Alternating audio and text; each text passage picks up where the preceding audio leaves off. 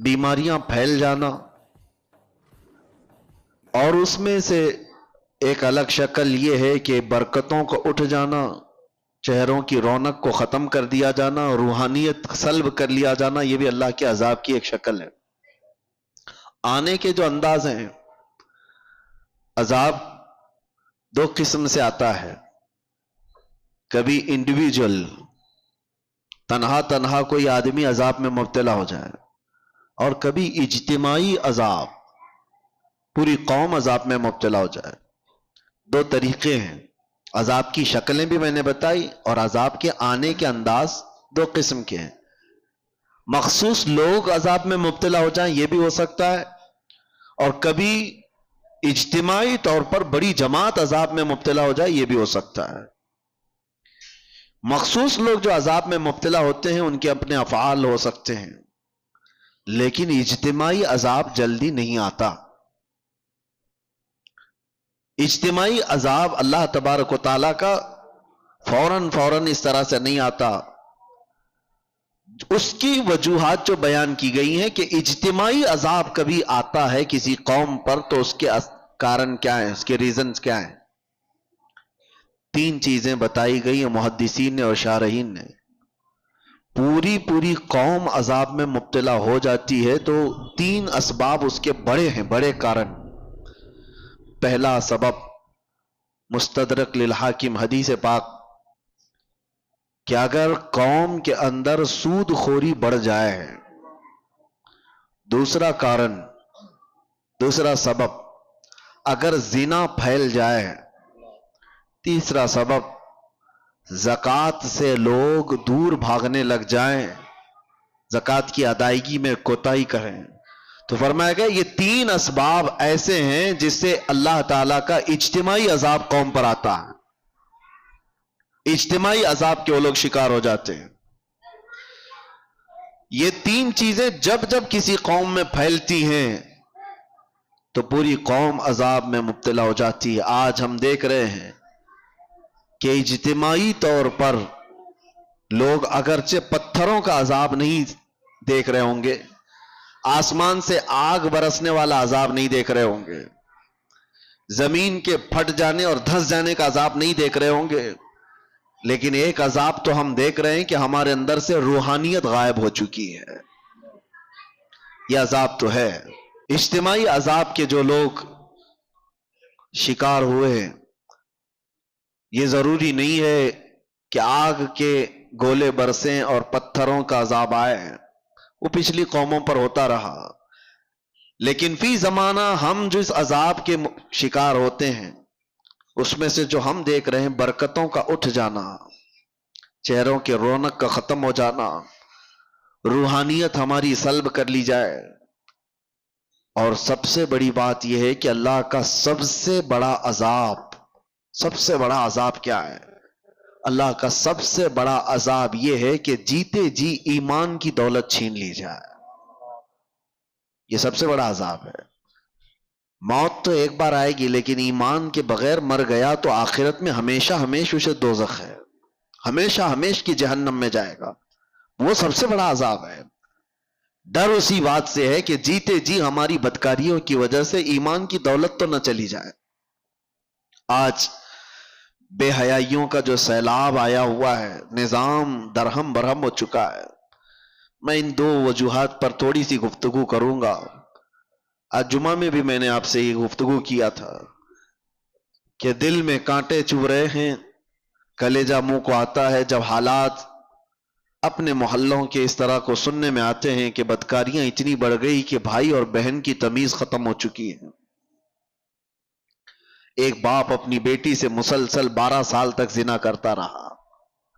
یہ حالات ہم سنتے آ رہے ہیں، تو کیا کلیجہ منہ کو نہیں آتا؟ یہ چیزیں پیدا کہاں سے ہوتی ہیں؟ انسان اس قدر درندگی کا شکار کب بنتا ہے، ایسا حیوان کب بنتا ہے؟ مین ریزن کیا ہے؟ انسان کے سود خوری کے سلسلے میں میں بعد میں عرض کرتا ہوں، لیکن بے حیائی جو ہے، بدکاریاں، آپ نے کبھی محسوس نہیں کیا ہوگا کہ کتا اپنی مادہ کے ساتھ اگر جوڑا کھاتا ہے تو آپ کبھی اس کا رشتہ تھوڑی نہ پوچھتے ہیں کہ یہ بہن کے ساتھ ہے کہ ماں کے ساتھ ہے. ان کے ہاں کوئی نظام نہیں ہے. جب جانور بڑے ہو جاتے ہیں تو ماں اور بچوں کا بھی فرق ختم ہو جاتا ہے. لیکن کیا وہی چیز انسانوں میں آپ برداشت کر پائیں گے؟ اپنے معاشرے میں، اپنے محلوں میں، اپنے گھروں میں، اپنے خاندانوں میں یہ چیز برداشت کر سکتے ہیں؟ عقل سلیم کبھی برداشت نہیں کرے گی. لیکن ہم دیکھ رہے ہیں کہ برداشت کیے جانے کی عادت آ گئی لوگوں کو. یہ سب دیکھ کر کے ہنس کر کے گزر جاتے ہیں. اب تو بڑے بڑے حادثات پر آپ صرف اور صرف ایک سٹیٹس دن بھر لگائیں گے، اس کے بعد ہو گیا. بڑے بڑے حادثات صرف اور صرف ایک دن کی نیوز بن کر کے ختم ہو جاتے ہیں. یہ انسان کی درندگی یہاں تک جو آتی ہے، اس کے کچھ اسباب تو ہمیں ڈھونڈنا چاہیے کہ کیوں اس طرح سے انسان بے حیا ہو گیا. سب سے پہلا ریزن ہے اس کے رزق کا، اس کے کھانے کا.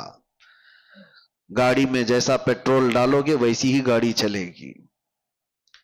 ایک ٹنکی ہے چھت پر رکھی ہوئی ہے، اس پر جیسا پانی آپ فل کرو گے، نیچے جس ٹوٹی کو بھی کھولو گے پانی وہی آئے گا جو ٹنکی میں ہوگا. رزق حلال اگر جسم کے اندر جاتا ہے تو اس کے اعضاء سے حلال کام ہوں گے. حرام رزق کا آج اتنا دور دورہ ہو گیا ہے کہ لوگوں نے اب احتیاط کرنا بھی چھوڑ دیا. یہ جو زبان کا چسکا ہے نا، آج مسلمانوں سے میں گفتگو کر رہا ہوں، دوسروں کو مت دیکھیں آپ کون کیا کھا رہا ہے. یہ زبان کی شہوت تمہیں آزاد اتنا کر گئی ہے کہ تم ہر چیز کھانے پر تیار ہو گئے. پہلے کے دور میں لوگ بچتے تھے، نان ویج کھانا ہے، گوشت کھانا ہے، تو کتنی تحقیقیں ہوتی تھی کہ کہاں سے آیا، کس کا ہے، کون دیا ہے. آج کچھ بھی نہیں. ہمارے بچوں کے سامنے تو مسئلے بھی نہیں رہ گئے. جو فاسٹ فوڈ کے ایسے عادی ہو گئے، ان کو راستہ چلتے ہوئے جو بھی شاورما ملا، پیزا ملا، برگر ملا، لے کے اس کو کھانا ہی ہے. تمہیں پتا ہے، میں جانتا ہوں کئی ایسے لوگوں کو جو کہتے بھی ہیں کہ ہم مردہ مرغیوں کو بیچتے ہیں. مری ہوئی مرغیاں 10 روپے کلو میں لا کر کے اس کا وہ بنا کر کے بیچتے بھی ہیں کئی ایسے لوگ. اگر دوسری قوموں کے ہاں ذبیحہ کا مسئلہ ہی نہیں ہے تو وہ جو کھائیں ہمیں اس سے فرق نہیں پڑتا، لیکن تمہارے لیے رزق کا بہت فرق پڑتا ہے. حرام رزق کا ایک لقمہ جب کسی کے پیٹ میں جاتا ہے تو میرے عزیزوں کئی دنوں تک اس کی کوئی عبادت آسمانوں تک نہیں جاتی، اس کی دعائیں قبول نہیں ہوتی. موسیٰ علیہ السلام ایک بار کوہ طور پر جا رہے تھے، ایک بندے کو اتنا روتے ہوئے دیکھا، ہاتھ لمبے کر کر کے. اس پر آپ کو ترس آ گیا. آپ کوہ طور پر جا کر اللہ سے اس کی سفارش کرتے ہیں کہ مولا اس کی دعائیں پہلے قبول کر لے.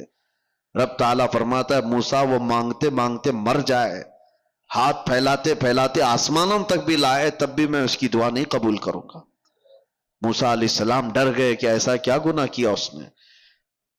تو اللہ تعالیٰ فرماتا ہے کہ اس کے پیٹ میں حرام لقمہ ہے، اس کے جسم پر حرام لباس ہے.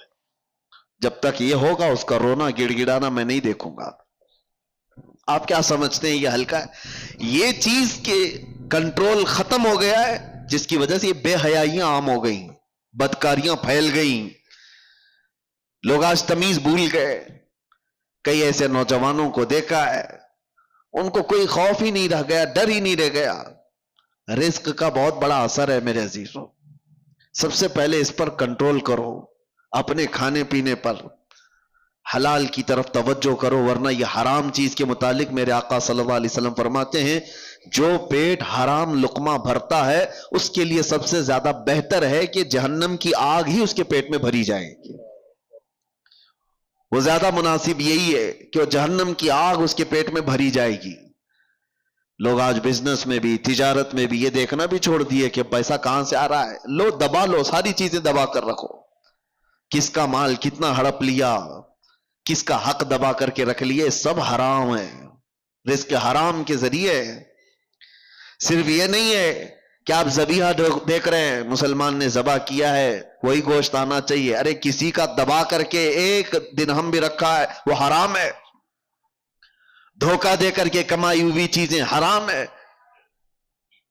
امام اعظم ابو حنیفہ رحمۃ اللہ تعالی علیہ کپڑے کے بڑے تاجر تھے. ایک بار ان کی کپڑے کی دکان میں ایک تھان میں عیب والا کپڑا آیا تھا, تھوڑا سا کچھ داغ تھا. خادم سے بتایا تھا کہ بیچنا تو یہ گراہک کو بتا کر کے بیچنا کہ اس میں عیب ہے. امام اعظم ابو حنیفہ چھوٹے موٹے تاجر نہیں تھے, بہت بڑے تاجر تھے. شام کو ان کا خادم آیا. اس دن جانتے ہو تقریباً 4 لاکھ درہم کی تجارت ہوئی تھی. سب سے پہلے آپ نے سوال کیا کیا وہ عیب والا جو کپڑا تھا وہ تھان بک گیا؟ اس خادم نے کہا بک گیا, وہ تو صبح ہی بک گیا. کہا بتایا تھا؟ کہا ارے میں بھول گیا تھا.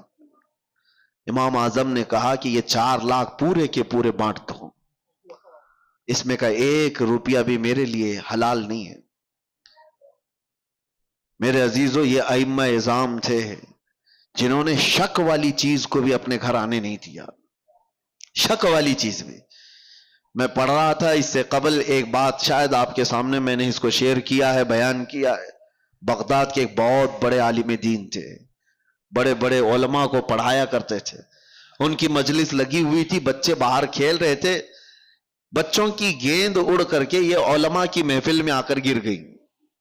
سب بچے ڈر گئے. ظاہر سی بات ہے, بچوں میں جو ادب اور تمیز ہوتی ہے نا, اس کا بھی بہت بڑا اثر ہوتا ہے. بڑوں کی مجلس میں جانے سے بچے ڈر گئے. بڑے بڑے علماء بیٹھے ہوئے, کون گیند لے کر کے آئے گا؟ ایک بچہ اس میں کہتا ہے کہ میں لے کر کے آ جاتا ہوں. وہ بغیر خوف کیے ڈرے ہوئے سارے علماء کی گردنوں پر پھلانتے ہوئے ادھر ادھر پیر رکھتے ہوئے مجلس میں آیا اور بڑی بے حرمتی سے وہ گیند لے کر کے چلا گیا. وہ جو علماء کی مجلس تھی وہ چھوٹے عام لوگ نہیں تھے, وہ اولیاء وقت تھے. انہوں نے دیکھا اس بچے کو غور سے. وہ بچہ کوئی اور نہیں, جو استاد پڑھانے کے لیے بیٹھے ہوئے تھے ان کا ہی بیٹا تھا. جو سب سے بڑے عالم دین تھے ان کا بیٹا تھا. سب کی گردنیں جھک گئیں کہ اس بڑے گھر کا بچہ ایسی کیسی حرکت کر سکتا ہے. وہ جو بزرگ تھے وہ سر جھکا لیتے ہیں, کہتے ہیں اس کا قصور نہیں. بات در حقیقت یہ ہے کہ جب ہماری شادی ہوئی اور ہم گھر آئے تو ہم 3 دن سے فاقہ میں تھے. گھر میں کھانے کو کوئی چیز نہیں تھی. میں اور میری بیوی فاقہ کر رہے تھے. تیسرے دن ہمارے پڑوس سے ایک بھنے ہوئے گوشت کی تھالی آئی, بہت عمدہ غذا ہمارے پاس تحفے میں آئی. بھوک اتنی لگی تھی کہ ہم نے پوچھا بھی نہیں وہ کہاں سے آیا, کیا کھا لیا. پیٹ بھر کر ہم دونوں نے کھا لیا. اور اس کے بعد پھر ہم نے ملاقات کی. اس رات اس کا حمل ٹھہرا اور اسی سے یہ بچہ پیدا ہوا. اور وہ بزرگ کہتے ہیں مجھے یہ لگتا ہے کہ وہ مشکوک کھانا تھا, یہ بھی نہیں پکا کہ حرام تھا. شک تھا, پتہ نہیں حلال ہے بھی کہ نہیں. میں نے پوچھا نہیں تھا, کھا لیا. اور مجھے لگتا ہے اس کھانے کا, اس رزق کا اثر ہے کہ بچہ میرا بے ادب پیدا ہوا ہے. نسلوں پر بھی اس کا فرق پڑتا ہے. وہ اولاد جو آج بہن اور ماں میں فرق نہیں محسوس کر پا رہی ہے, تو آپ سوچو کہ کہیں یہ حلال ہے کہ نہیں ہے. یہ بچے حلال طریقے سے پیدا ہوئے ہیں کہ نہیں پیدا ہوئے. جو حلال نسل ہوتی ہے اس کے اندر ادب و تمیز لحاظ ہوا کرتا ہے. بچوں کو پہلے ایسی پرکھا جاتا تھا, خاندان کون سا ہے یہ بھی بچوں کے اخلاق و آداب سے سمجھ میں آتا تھا. بچوں کے بولنے کے انداز سے سمجھ میں آتا تھا کہ خاندانی ہے یا نہیں ہے. آج وہ ساری چیزیں ختم ہو گئی, سارے کے سارے ویسے ہی ہیں. بات کرو تو گالی کے لہجے سے بات کرو. چھوٹے چھوٹے سے بچوں کو سنا ہے کہ ماں بہنوں کی گالیاں دیتے ہیں. یہ کہاں سے ان کے اندر یہ چیزیں آئیں؟ ماں باپ سے میں کہتا ہوں آپ بھی اپنے رزق کا تھوڑا احتساب کرو, جائزہ لو کہ حلال طریقے سے کھا کر بچے پیدا کیے یا پھر اسی طرح حرام رزق پر. اور اگر حرام رزق سے ہی یہ نسل آئی ہے تو ہمارے لیے بڑا چیلنج ہے, بہت بڑا چیلنج ہے. یہاں جہاں سے ان برائیوں کی شروعات ہو رہی ہے وہاں جا کر کے ہمیں اصلاح کی ضرورت ہے. اس لیے میں یہ گفتگو کر رہا ہوں. بگڑے ہوئے ماحول کو ہم نصیحتوں سے سنبھال تو سکتے ہیں تھوڑی دیر کے لیے, لیکن جہاں سے لیکیج ہے وہاں تو روکنے کی ضرورت ہے. کہاں سے یہ لیکیج ہے, کہاں سے یہ چیزیں چل رہی ہیں؟ رزق سب سے پہلے جسم کے اندر بے حیائی پیدا کرنے والی سب سے بڑی چیز اس کا رزق ہے. زبان جو لذتوں کی شکار ہے یہ شہوت ہے، کبھی اس کو آپ سیراب نہیں کر سکتے. زبان جب کسی کی آزاد ہو جائے کھانے پینے میں تو سمجھ لو کہ اس کا شرمگاہ پر بھی کنٹرول ختم ہو جاتا ہے، اس کی اپنے شرمگاہ پر بھی اس کی حفاظت نہیں ہو پاتی. سب سے پہلے اپنے رزق پر کنٹرول رکھو، یہاں سے سارے معاملات بگڑتے ہیں. اور دوسری چیز بے حیائی کا سیلاب جو آیا، ایک تو رزق ہے، دوسرا مسئلہ ہے کہ زنا کے قریب لے جانے والے اسباب کیا ہیں. بندہ جو ہے، ایک فطری سی بات ہے کہ ہر مرد کو عورت کی طرف کھچاؤ رکھا گیا ہے، پیدائشی ہے. عورت کو مرد کی طرف کھچاؤ رکھا گیا ہے، پیدائشی ہے، فطرت ہے، سب انسانوں میں یہ چیز موجود ہے. لیکن اس فطرت سے بھی بڑھ کر کے آدمی کب آتا ہے؟ اپنی ماں سے اگر کوئی بدکاری کر لے، بہن سے کر لے، بیٹی سے کر لے، تو یہ فطرت سے بھی بڑھ کر کے آدمی نے کر لیا، انسانیت بھی بھلا دیا. یہ کب ہوتا ہے؟ جب زنا کو آدمی ہلکے میں محسوس کرنے لگ جائے کہ یہ کوئی چیز ہی نہیں ہے، کامن ہے، تو پھر اس کے سامنے ماں، بیٹی، بہن بھی کوئی چیز ہی نہیں رہتی، سب چیزیں کامن ہو جاتی ہیں، نارمل ہو جاتی ہیں. یہاں پر آ کر روک کہاں لگانی چاہیے؟ اپنی آنکھوں کی حفاظت کرو.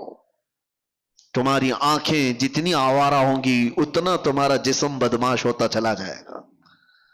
ساری بے حیائی، سب کچھ یہ آنکھوں سے شروعات ہوتی ہے. اسی لیے قرآن پاک نے مومنوں کو سب سے پہلے کس چیز پر روکا؟ رب تعالیٰ فرماتا ہے وَقُلْ لِلْمُؤْمِنِينَ يَغُضُّوا مِنْ أَبْصَارِهِمْ، اے محبوب، اے میرے رسول، ایمان والوں سے کہیں کہ وہ اپنی نظریں نیچی رکھیں. وَقُلْ لِلْمُؤْمِنَاتِ يَغْضُضْنَ مِنْ أَبْصَارِهِنْ، اور عورتوں کو تھوڑا سا زیادہ حکم دیا گیا ہے. مردوں کو اپنی نظریں نیچی رکھنے کا، اور عورتوں کو تھوڑا اور زیادہ حکم کیا ہے؟ اے رسول، اے محبوب، آپ عورتوں سے، ایمان والی عورتوں سے کہیں کہ وہ اپنی نظریں نیچی رکھیں. دوسرا آگے کا حکم کیا ہے؟ وَلَا يُبْدِينَ زِينَتَهُنَّ، اپنی زینت کو دوسروں کے سامنے ظاہر نہ کریں. جانتے ہیں آپ، عورت کو نرم لہجے میں بات کرنا بھی جائز نہیں. آپ سوچ رہے ہوں گے تعجب ہے یہ، اسلام تو سکھاتا ہے نرم لہجے میں بات کرنا. یہ اخلاق میں سے ہے کہ نہیں؟ اچھے نرم لہجے میں بات کرو کسی سے. لیکن عورت کو کہا گیا ہے نرم لہجے میں بات کرنا، وہاں تو شیطان آ جائے گا. مرد تو چاہتا ہی ہے کہ اس کی نرم گفتگو سنے. مرد کو شہوت اسی وقت بڑھتی ہے جب عورت کی وہ نسوانی آواز سنتا ہے، اس میں شہوت چھپی ہوئی ہے. عورت کو کہا گیا ہے کہ وہ نرم لہجے میں بات نہ کرے. عورتوں کو اس کا حکم کیوں دیا گیا؟ ہاں، کسی بھی اجنبی مرد سے عورت کو بات کرنے کی نوبت آ گئی تو وہ کڑک لہجے میں بات کرے، سخت لہجے میں ہی بات کرے، تاکہ وہ مرد تمہاری طرف یہ نہ سمجھے کہ یہ اشارے دے رہی ہے. نرم بات کرتے ہوئے مردوں کو تو یہی گمان ہونے لگ جاتا ہے کہ یہ مجھے راستہ دے رہی ہے، اشارہ دے رہی ہے. کڑک لہجے میں عورت بات کرے تاکہ اس کے وہم و گمان میں بھی بات نہ آئے. عورتوں کو یہ حکم دیا گیا کہ وہ اپنی زینت کا اظہار نہ کرے. زینت کا اظہار کس کو کہتے ہیں؟ یہ تو آج بولنا ہی مشکل ہو گیا ہے.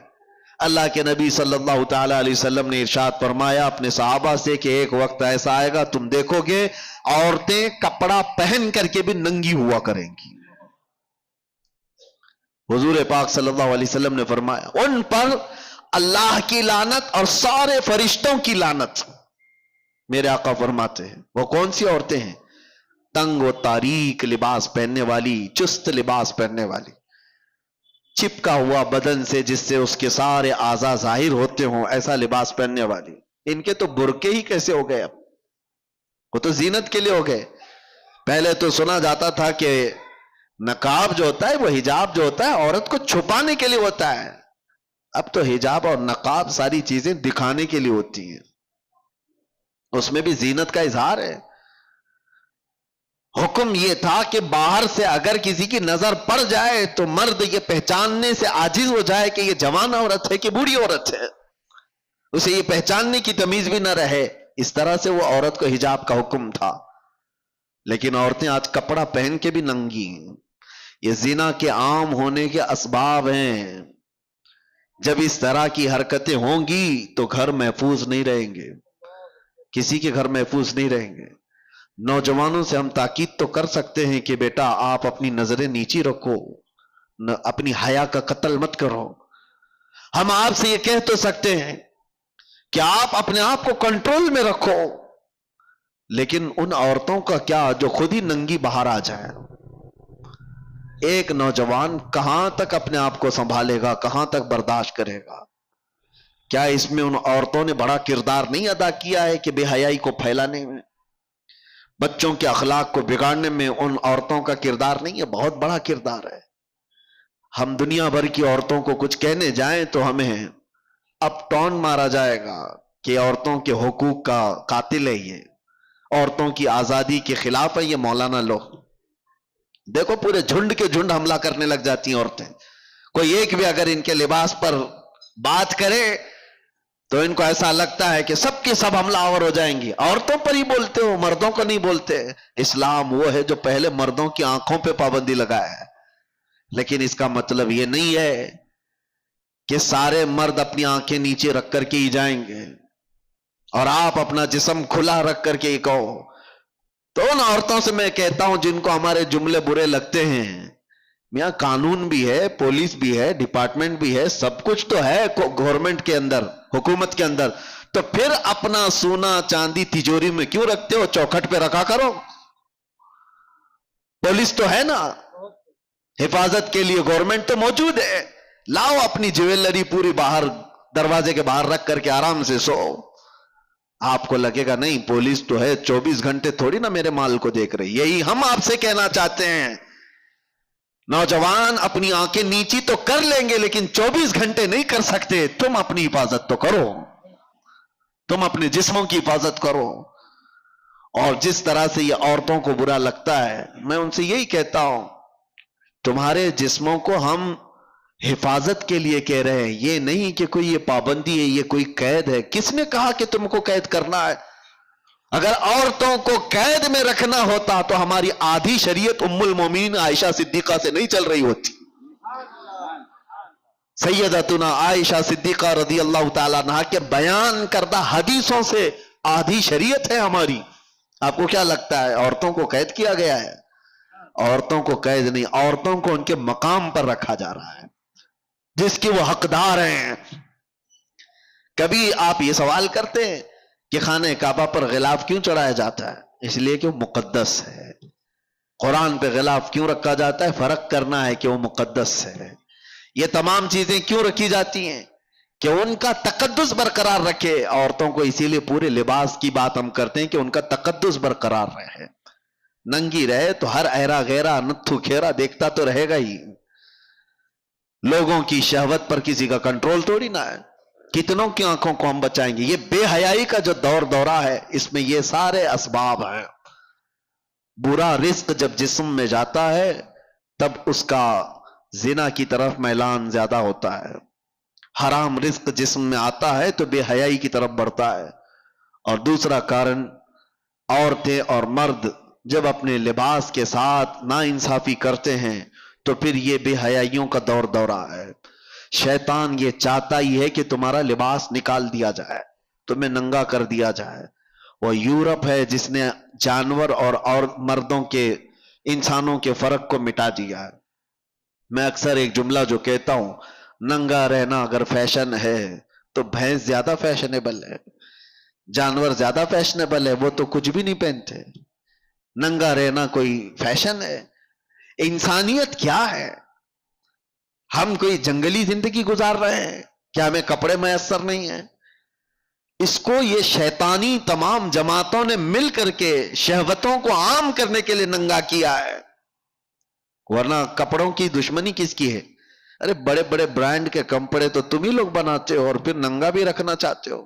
کمپنیاں بند کر دو, کپڑے ہی مت بناؤ.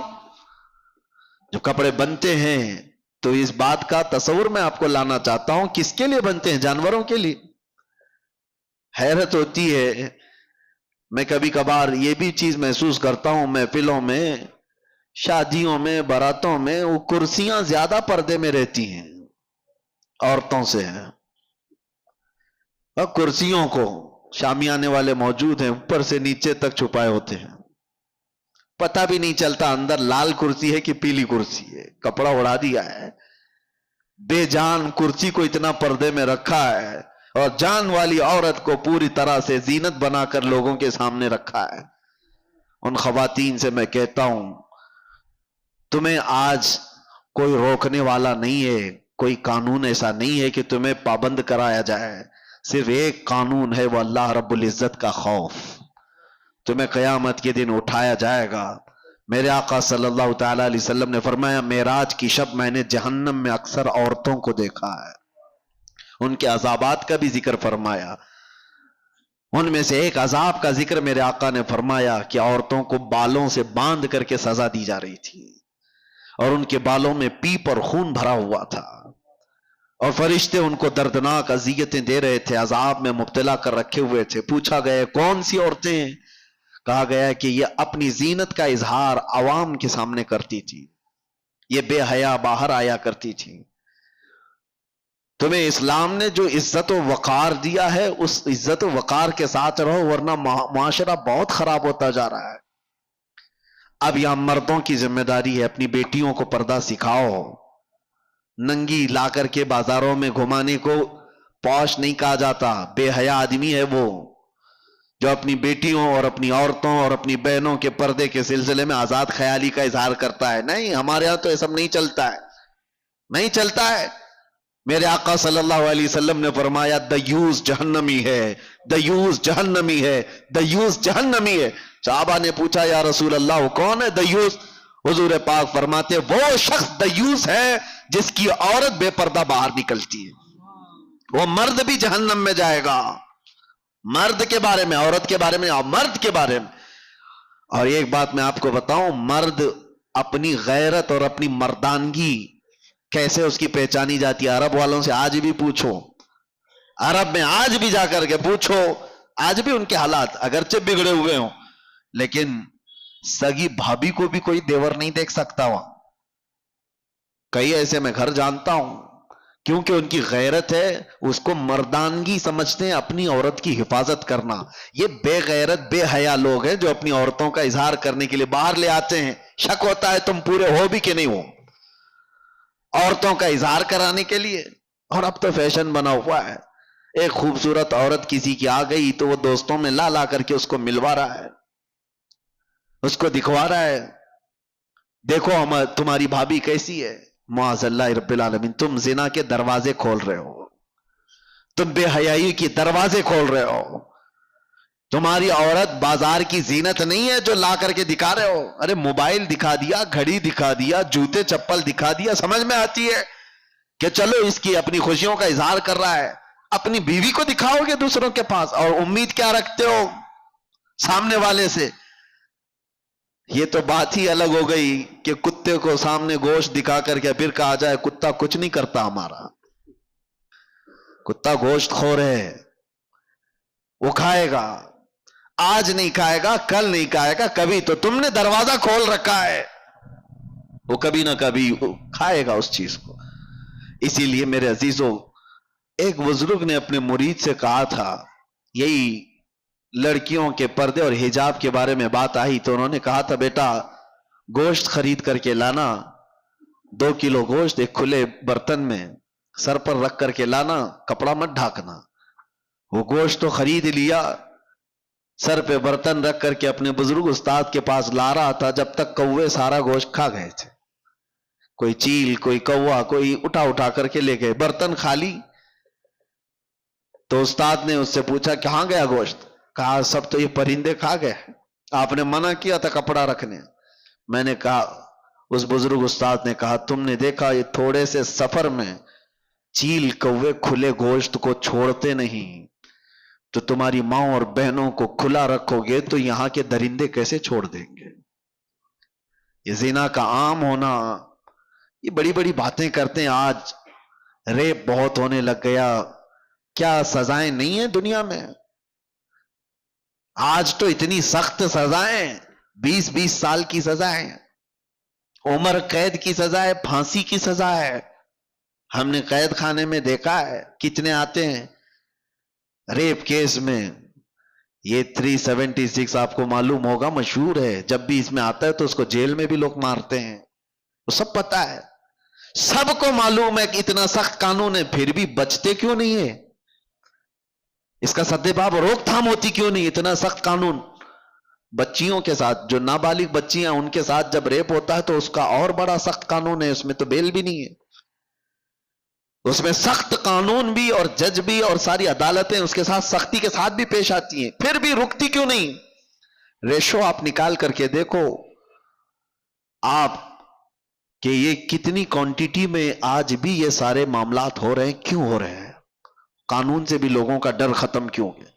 وجہ یہ ہے میرے عزیزو، جو میں نے شروع میں کارن بتایا. پہلی چیز، رزق حرام جسم میں ہو تو عام لڑکی تو کیا، وہ اپنی ماں بہنوں کے اوپر بھی غلط نظر ڈال سکتا ہے.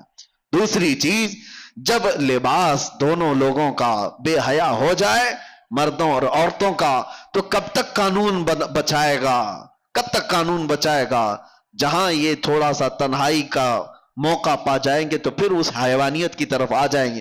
اسی لیے قرآن نے جہاں روک تھام کی ہے وہیں سے رک جاؤ، وہیں سے رک جاؤ. اسلام نے شروع جہاں سے ہوتا ہے، لیکیج جہاں سے ہوتا ہے، وہاں پر روک لگائی. اپنی آنکھوں کی حفاظت کرو، اپنی آنکھوں کی حفاظت کرو، اپنے لباس کو سلیقے والا رکھو.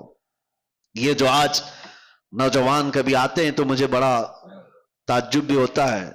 میری عادت نہیں ہے ڈانٹ ڈپٹ کرنے کی، کسی کو سامنے ذلیل کرنے کی، کبھی بھی نہیں.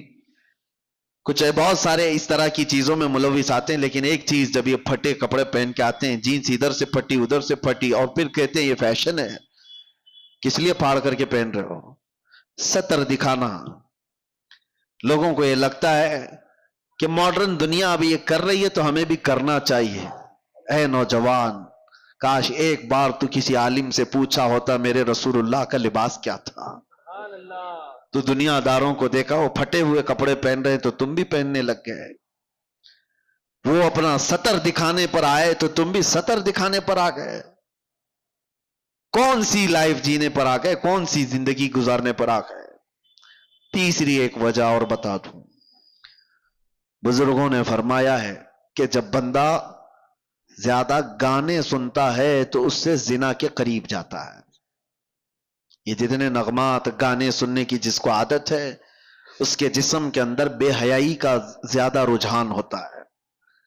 اور ایک بزرگ نے فرمایا کہ دنیاوی محبت کے گانے انسان کے دل میں نفاق پیدا کرتے ہیں، منافق بناتے ہیں. منافق سمجھتے ہو؟ منافق وہ آدمی جو دکھنے میں مسلمان ہے، اندر سے کافر ہے، اندر سے کافر ہے. تو یہ تمام چیزوں سے اپنے آپ کو روک لو، شاید معاشرے کے اندر ایک انقلاب آ جائے. اللہ کے نبی صلی اللہ علیہ وسلم کو گواہ بنا کر کے اپنے آپ کو ہی کہو کہ آج سے میں یہ چیزیں نہیں سنوں گا. ارے روزانہ ہو سکے تو اللہ کا کلام ایک سورہ سن کر کے تو سو.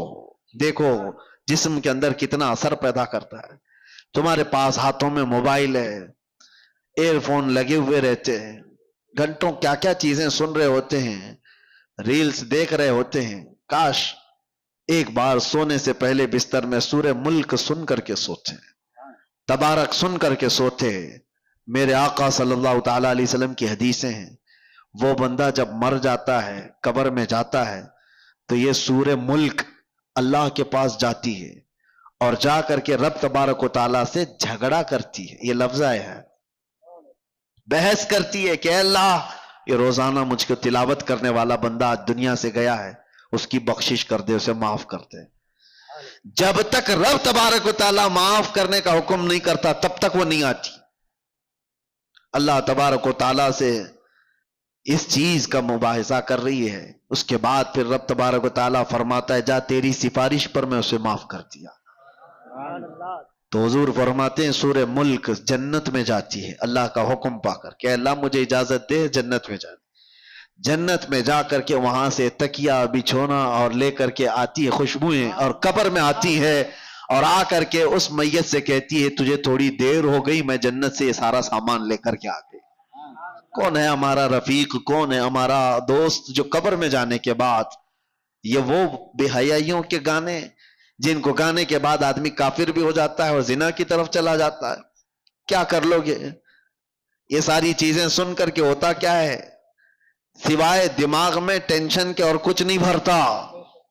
اور جب دنیا کی فکریں زیادہ ستائیں تو لوگ سمجھتے ہیں ایک کوئی گانا سن لیں، کوئی ایسا نغمہ سن لیں، سیڈ پوزیشن پہ آئے ہوئے ہیں، تمہارا سیڈ بڑھتا چلا جائے گا، غم بڑھتا چلا جائے گا.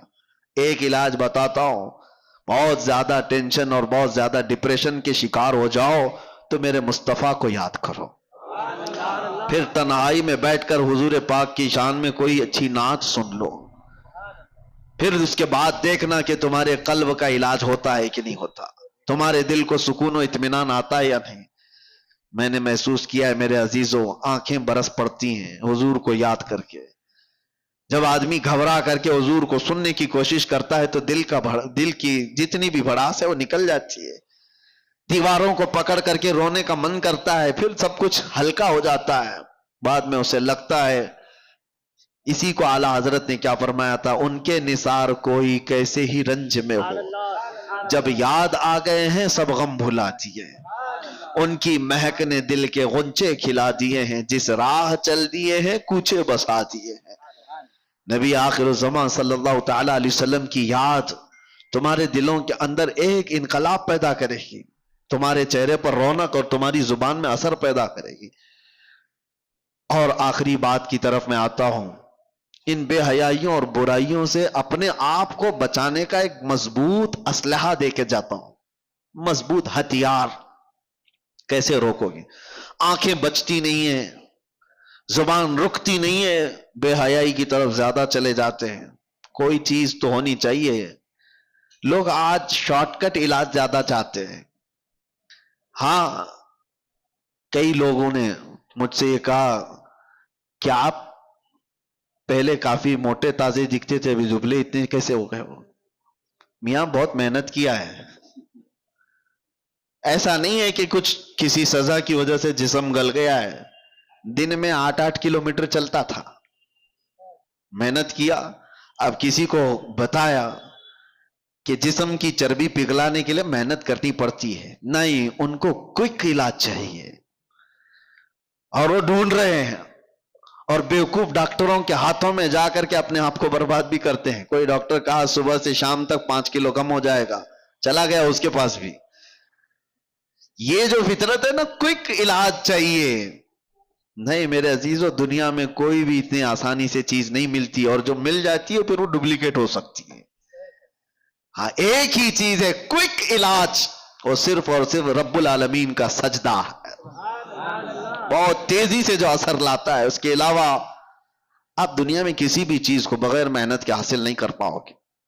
میں جو بات عرض کر رہا ہوں، کوئی ہتھیار، کوئی اسلحہ ایسا جو ان بے حیائیوں پر کنٹرول کرنا مجھے سکھا دے.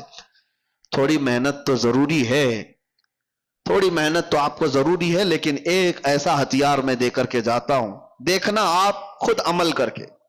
میری طرف سے کثرت سے صبح سے لے کر شام تک جہاں بیٹھو، جہاں کھڑے رہو، جہاں انتظار، جہاں کہیں پہ بھی اپنی زبان پر درود پاک پڑھنے کا ورد جاری رکھو، پڑھتے رہو، صرف اور صرف یہ پڑھتے رہو. اور پھر آپ محسوس کرو گے اللہ تعالیٰ کہاں کہاں سے تمہیں بچا لیتا ہے. یہ میرا چیلنج ہے آپ کو. میں کہتا ہوں، اگر آپ کی غیر توجہی کی وجہ سے، آپ کی معلومات کے بغیر آپ کے سامنے حرام رزق آ بھی گیا، آپ کو پتہ ہی نہیں، تمہارے ہاتھوں میں کپ کپی پیدا ہو جائے گی، تمہارے منہ میں متلی آنے لگ جائے گی، تم کھا نہیں پاؤ گے. یہ اللہ کا نظام ہے. اللہ تعالیٰ غیب سے تمہاری حفاظت کر دے گا، اس لیے کہ وہ غیرت مند خدا ہے، غیرت مند رسول ہے. رب تبارک و تعالی ان زبانوں کی حفاظت کیسے نہیں کرے گا جو اللہ کے ذکر کے لیے کھل رہی ہیں اور اس کے حبیب پر درود کے لیے کھل رہے ہیں. کثرت سے آپ درود پڑھنے کی عادت ڈال لو. میں نے سنا تھا شاعر مشرق اقبال کے متعلق، ڈاکٹر اقبال کو سنا ہوگا، ایک ہی شعر ہزاروں بار پڑھا گیا لیکن آج بھی اس میں ایک جان نظر آتی ہے کہ محمد سے وفا تونے تو ہم تیرے ہیں، یہ جہاں چیز ہے کیا لوح و قلم تیرے ہیں. جملہ ہی تو ہے نا، شعر ہی تو ہے، ہزاروں شعروں پر بھاری شعر ہے. اقبال نے ایک دو شعر نہیں لکھے، ہزاروں شعر لکھے، لیکن اتنا اثر ہے کہ ہر مجمع میں، اور ایک بار نہیں 1000 بار پڑھو اثر آج بھی دیتا ہے کہ نہیں دیتا. اقبال کے ان اشعار میں اثر کیسے اتنا؟ تو اقبال نے کہا تھا میں نے 1.25 کروڑ مرتبہ درود پاک پڑھا ہے. 1.25 کروڑ مرتبہ درود پاک پڑھا. میں نے یہ سنا تھا اگر یہ بات ہے تو میرے عزیز و زبان کا اثر بڑھ جاتا ہے. ہم نے خود بھی اپنی عادت یہ بنا رکھی ہے، سفر میں ہوں کہیں پر بھی ہوں کثرت سے درود پڑھتے رہیں. اس سے کئی چیزوں سے آدمی بچ جاتا ہے، دوسروں کی غیبت کرنے سے، دوسروں کو برا بھلا کہنے سے، اور اپنی زبان کو غلط چیزوں کی عادت ڈالنے سے. ان تمام چیزوں سے اللہ حفاظت کرتا ہے. تو آج سے ان چیزوں کی عادت ڈال لو، اللہ تعالیٰ ان بے حیائیوں کو ہمارے اندر آنے سے محفوظ فرماتے. اور میرے عزیزوں، معاشرے کے اندر جو بے حیائیاں پھیلتی جا رہی ہیں، اپنے رزق پر کنٹرول کرو. ہر جگہ کھانے کی نہیں ہوتی. تم بھینس نہیں ہو، تم بیل نہیں ہو جہاں ہرا گھاس دکھا اور منہ ڈال دیا. ہر چیز تمہارے کھانے کے لیے نہیں ہے. اپنے اندر حلال اور حرام کی تمیز ہمیشہ رکھو. ایک لقمہ بھی اگر جاتا ہے تو تمہاری نسلوں پر بھی اثر کرتا ہے، نسلوں پر بھی اور تمہارے اعمال پر بھی. ایک صاحب ٹرین میں سفر کر رہے تھے، سنا تھا میرے استاد سے، بہت پرہیزگار آدمی تھے، بہت پرہیزگار.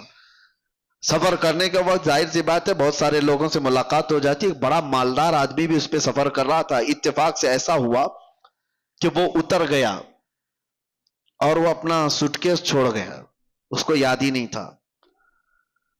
تو یہ جو بہت ہی پرہیزگار عالم تھے، انہوں نے دیکھا کہ یہ صاحب جو مجھ سے صبح سے ملے ہوئے تھے ان کا سوٹ کیس چھوٹ گیا. اٹھایا تو دیکھا وہ کھلا ہی تھا. بے شمار اس کے اندر مال و دولت، پیسوں کی گڈیاں بھری ہوئی تھی اور جویلری بہت ساری تھی. دیکھا اتنے کی 7 نسلیں کھا سکتی ہیں. اور بیچارہ ایک مولوی غریب آدمی جس کی تنخواہ آج کیا ہوا کرتی، اس زمانے کی بات کر رہا ہوں 100 سال پہلے کی، یا تقریباً 50 سے 100 سال کے عرصے کے بیچ میں. دل میں برا نہیں آیا، کہا کہ نہیں اس کو ڈھونڈ کر کے اس کے مالک تک پہنچا دوں گا. ایک امانت داری تھی. وہ صاحب علم شخص کہتے ہیں کہ انہوں نے ڈھونڈنا شروع کیا سوٹ کیس سے یا کسی طرح سے پتہ لگایا تو ایک شہر کا رہنے والا تھا. 2 یا 3 دن لگ گئے اس بندے کو ڈھونڈنے کے لیے، اور یہ صاحب گئے اس کے گھر پر. وہ شخص باہر آیا تو دیکھا، پہچان لیا. اس نے کہا کہ آپ ٹرین والے مسافر ہو؟ کہا ہاں میں وہی مسافر ہوں. کہا کیسے آنا ہوا؟ کہا آپ کا سوٹ کیس چھوٹ گیا. وہ فوراً گلے لگ گیا. کہا اس میں تو کتنی بڑی جمع پونجی تھی میری، 1 2 نہیں، تقریباً اس میں لاکھوں کی مالیت کی چیزیں موجود تھی. لیا اور کہا آپ جیسا فرشتہ صفت انسان میں نے نہیں دیکھا آج کے دور میں، اتنے فتنوں کے دور میں. مال ملا ہے لے کر کے چلا جاتا ہے، نہ میں تم کو کچھ کہہ سکتا تھا، معلوم بھی نہیں تھا. اس نے کہا نہیں میرا دین یہ نہیں سکھا تھا، میرا دین یہ نہیں سکھا تھا. امانت داری ہے. اللہ کے نبی صلی اللہ تعالی علیہ وسلم کی محبت میں اس شخص نے دے تو دیا. اس کے بعد وہ جو مالدار آدمی تھا اس نے کہا میں سارے لوگوں کو بلا کر تمہارا تعارف کراؤں گا، آپ مہمان بن جاؤ. میرے گھر پہ مہمان بنایا، بہت خاطر تواضع کیا، بہت عزت. گھر میں دعوت عام تھی، لوگ آئے، سب کے سامنے اس سیٹھ نے، اس مالدار آدمی نے اس مولوی کی بڑی تعریفیں کی. ایسا شخص میں نے نہیں دیکھا. ایک دن رکایا، دوسرا دن آیا، تیسرے دن وہ جانے والے تھے. کہا کہ اب مجھے جانے دو. اس نے کہا کہ ٹھیک ہے. تو جس کمرے میں ان کو رکایا گیا تو غسل خانہ بھی تھا. یہ بیچارے مولوی صاحب گئے غسل خانے میں.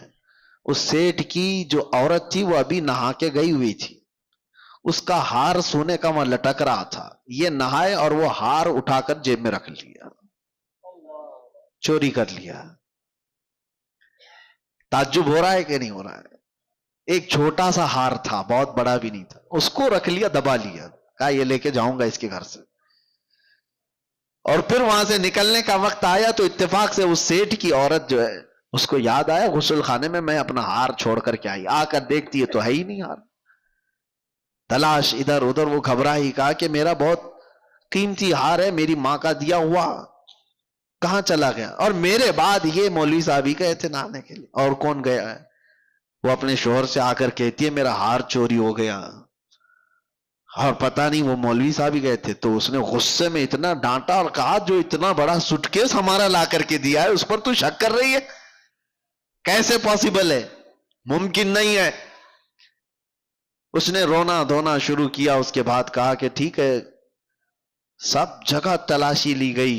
اخیر میں وہ جب صاحب جانے والے تھے تو پھر اس سیٹھ نے کہا اپنے خادم سے دیکھو ذرا ان کی بھی تلاشی لے لو، سب کی لے لے. ان کی تلاشی لیے تو ان کے پاس وہ ہار مل گیا. یہ سیٹھ کا تعجب کا اور بڑا مسئلہ، کہا کہ آدمی نہیں سمجھ میں آیا، رکھنا تھا تو میرا سوٹ کیس ہی رکھ لیتا، پورا مال رکھ لیتا. ارے وہ لوٹانے کے لیے آیا اور چھوٹا سا ہار دبا کر جا رہا ہے. وہ رونے لگ گئے. وہ صاحب علم شخص تھے. کہا کہ پتہ نہیں کیسے مجھ سے یہ ہو گیا، کیسے ہو گیا مجھے اندازہ نہیں، لیکن یہ جو میری اب بے عزتی ہو گئی. اس کے بعد اس سے سیٹھ سے انہوں نے جو جملہ کہا وہی میرے بیان کرنے کا مقصد. وہ کہتے ہیں بات در حقیقت یہ ہے جب تک میں تیرا سوٹ کیس لا کر کے دیا تھا اس وقت تک میں حلال کھاتا تھا، اور 2 دن تیرے گھر میں جو مہمان نوازی ہوئی، یہاں جو کھایا اس رزق کا اثر ہے کہ میں تیرا ہار چرا لی.